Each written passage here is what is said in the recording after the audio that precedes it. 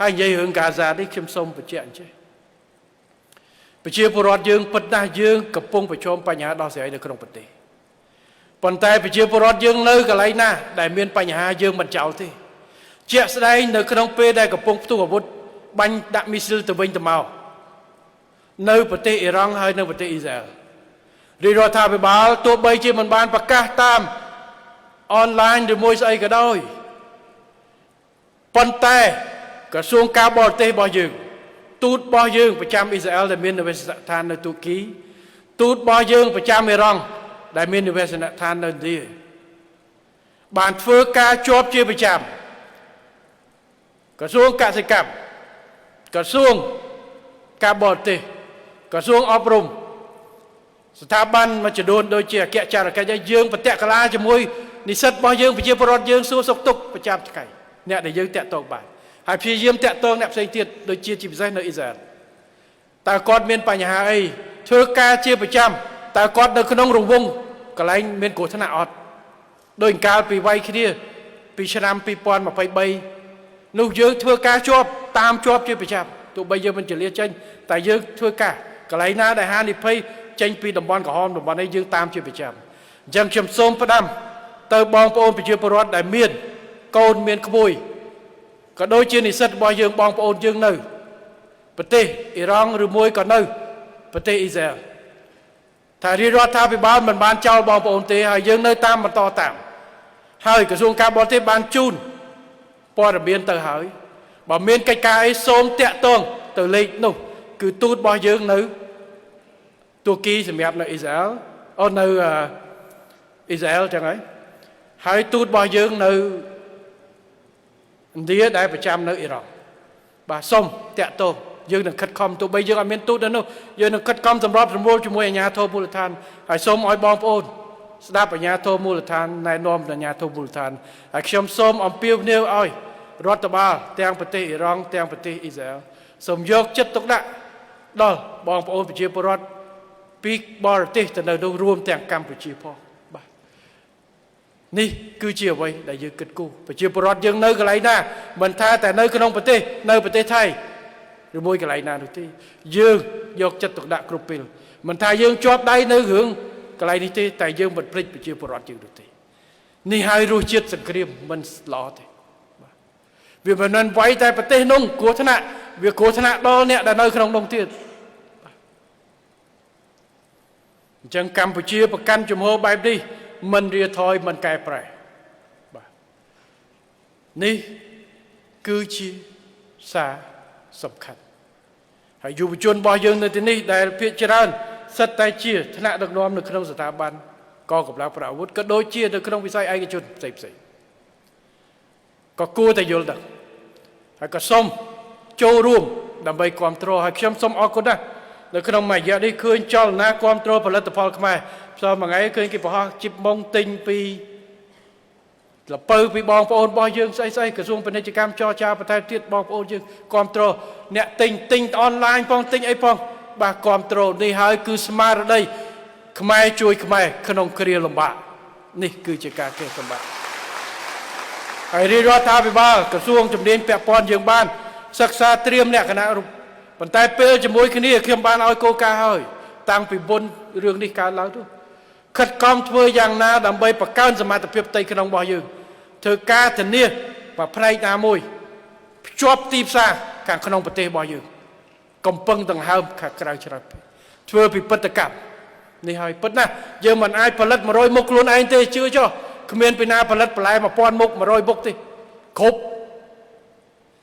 យើងត្រូវធ្វើពាណិជ្ជកម្មហើយប៉ុន្តែកុំភ្លេចទីផ្សារក្នុងស្រុកក៏ច្រើនធ្វើឲ្យច្រើនធានានៅក្នុងសល់ប្រមាណយើងនាំចេញដូចស្រូវអញ្ចឹងអង្គស្អីយើងផលិតហូបក្នុងស្រុកសល់ប្រមាណយើងចេញអត់មានចាំ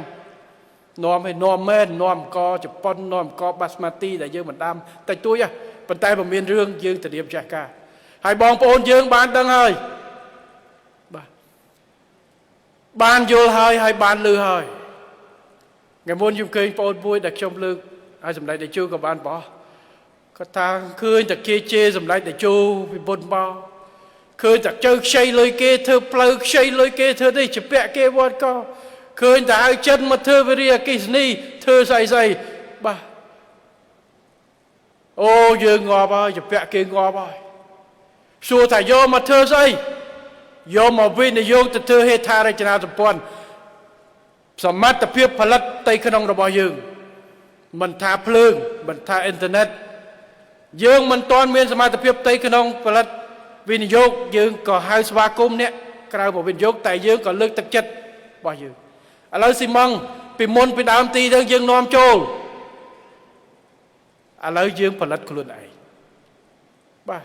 ផលិតផលស្អីច្រើនដែរអញ្ចឹងយើងត្រូវបង្កើនសមត្ថភាពឲ្យជួយហើយក្នុងពេលនេះខ្ញុំសូមឲ្យធ្វើម៉េចក្រសួងពាណិជ្ជកម្មធ្វើការគ្រប់គ្រងតម្លៃបាទការគ្រប់គ្រងផ្សេងព្រោះឥឡូវមកសាមិញយើងជាបើវាចំពេលដែលប្រមាណគ្រាប់នៅឯរងអាប្រេងវាឡើងលើពុំលោកតែត្រូវធ្វើយ៉ាងម៉េចអាណាកតាខាងក្រៅប៉ុន្តែកុំឲ្យកតាខាងក្នុងនៃកតាឆ្លៀតឱកាសហើយខ្ញុំសូមអំពាវនាវឲ្យបងប្អូនរបស់យើងដែលលក់បាទទាំងបន្លែទាំងផ្លែឈើអីនេះសូមប្រកាន់ធ្វើយ៉ាងណាកុំឆ្លៀតឱកាសកតាធម្មជាតិកតាចំណេញបានប៉ុន្តែបើសិនជាឆ្លៀតឱកាសថាគេបិទពីនោះដើម្បីតឡើងអីខ្ពស់យកចំណេញមកកប់យ៉ាប់ហើយបាទអានឹងដូចកាលសម្ដេចតេជោទៅជួបកងទ័ពឆ្នាំ2010មានហាងមួយនៅលងវែងកាទៀវគាត់លក់ឡើងមួយចានមួយថ្លៃជា3គេសួរថាមិនក៏លក់ថ្លៃម៉េះក៏តែកម្រកាលណាមុំសម្ដេចតេជោចុះមកអញ្ចឹងកុំយកហេតុផលតាមកាលណាយើងវាយគ្នាម្ដងតឡើងកុំឲ្យសោះកុំឆ្លៀតយើងរួមគ្នាបាទហើយក្រសួងពាណិជ្ជកម្មគ្រប់គ្រងមើលតាមឲ្យជាប់ទាំងគុណភាពទាំងតម្លៃផ្សេងកុំឲ្យទៀតទេបាទការឆ្លៀតឱកាសផ្សេងការតម្លើងការឡើងដោយសារកត្តាផ្សេងពិតប្រាកដដូចជាប្រេងឡើងចុះកត្តាស្អីហ្នឹងត្រូវគ្រប់បញ្ជាប់បាទហើយខ្ញុំជឿថាបងប្អូនរបស់យើងមិនទេវាមានច្រើនតែប្រេងស្តុកអត់មានដាច់ស្តុកទេបាទយើងធានាការគិតគូរជាមួយថ្ងៃនេះអាដាមកែវរតនៈជួបជាមួយនឹងក្រុមហ៊ុនផ្សេងទាំងអស់ធ្វើការយើងមិនមែនអត់ទៅសូមគេទីប៉ុន្តែយើងមានលទ្ធភាពតែនេះគឺជាមធ្យោបាយរយៈពេលខ្លីប៉ុន្តែអ្វីក៏ដោយវាត្រូវតែមានដំណោះស្រាយអញ្ចឹងសូមឲ្យបងប្អូនប្រជាពលរដ្ឋរបស់យើងនៅបញ្ហាដែលកើតរយៈក្នុងពេលខ្លីនេះសូមកុំពង្រីកហួសព្រំដែនជាពិសេសការឈានទៅដល់ការបង្កើតរឿងដែលនាំឲ្យស្អប់គ្នាជាតិគ្នាបាទ